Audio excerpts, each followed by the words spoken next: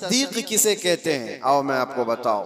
حضور پاک صلی اللہ علیہ وسلم معراج کے سفر کے بعد مکہ والوں سے یہی واقعہ بیان کر رہے تھے کہ کل کی شب اللہ تعالیٰ نے مجھے معراج کا سفر عطا کیا، مسجد حرم لے گیا، مسجد حرم سے مسجد اقصیٰ، وہاں پر امام ائمہ انبیاء اکرام علیہ السلام کی امامت کیا، اس کے بعد پھر ساتوں آسمانوں کا سفر، عرش، کرسی، لوح، قلم، جنت، دوزخ، یہاں تک کہ رب ذوالجلال کا دیدار، اور پھر واپس آیا۔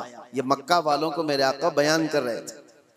اس وقت جس کو جو سوال کرنا تھا انہوں نے سوال کیا کہ اگر آپ بیت المقدس گئے تھے تو بتائیے وہاں کے حالات کیسے ہیں، بیت المقدس کا دروازہ کیسا ہے، کھڑکیاں کیسی، محراب کیسے۔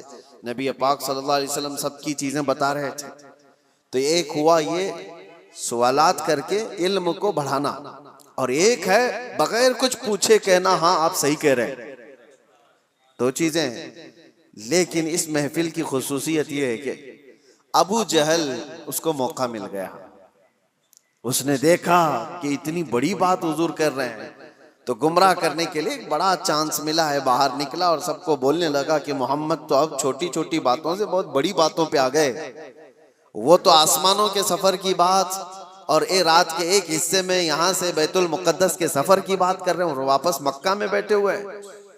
تو وہ گمراہ کرنے کے لیے پروپیگنڈے کرنے لگا۔ اتفاق ایسا کہ اس محفل میں سیدنا ابوبکر صدیق نہیں تھے۔ حضور صلی اللہ تعالیٰ علیہ وسلم جب بیان کر رہے تھے اس محفل میں حضرت ابوبکر صدیق نہیں تھی۔ حضرت ابوبکر وہ کہیں سے آ رہے تھے، ابو جہل راستے میں ملا اور اس کے بعد پکڑ کر کے کہا ابوبکر رکو، بہت اہم کام ہے، امپورٹنٹ کام ہے، کیونکہ اسے پتا ہے کہ ابوبکر سے زیادہ قریب رسول اللہ کے کون ہیں۔ تو ابوبکر رضی اللہ تعالیٰ عنہ کو پکڑ کر کہتا ہے سنو ابوبکر، ایک مکہ میں نیا واقعہ ہو گیا ہے۔ پوچھا انہوں نے کہ کیا ہوا ہے؟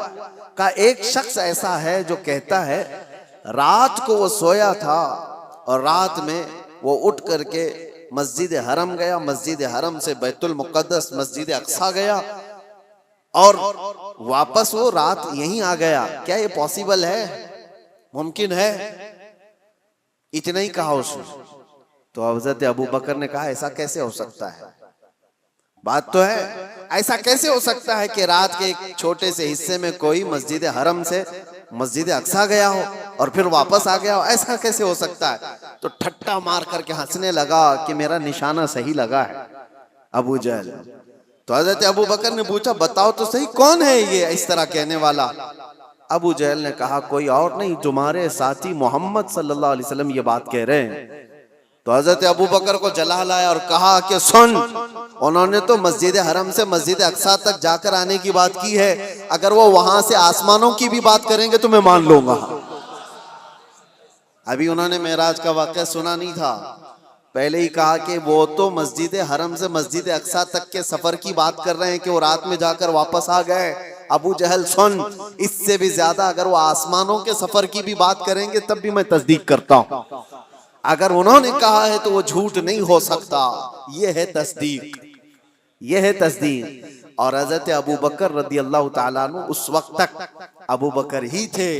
جیسے ہی یہ واقعہ ہوا اور محفل رسول میں تشریف لائے تو نبی پاک صلی اللہ تعالیٰ علیہ وسلم نے آپ کو صدیق کہہ کر کے پکارا تھا۔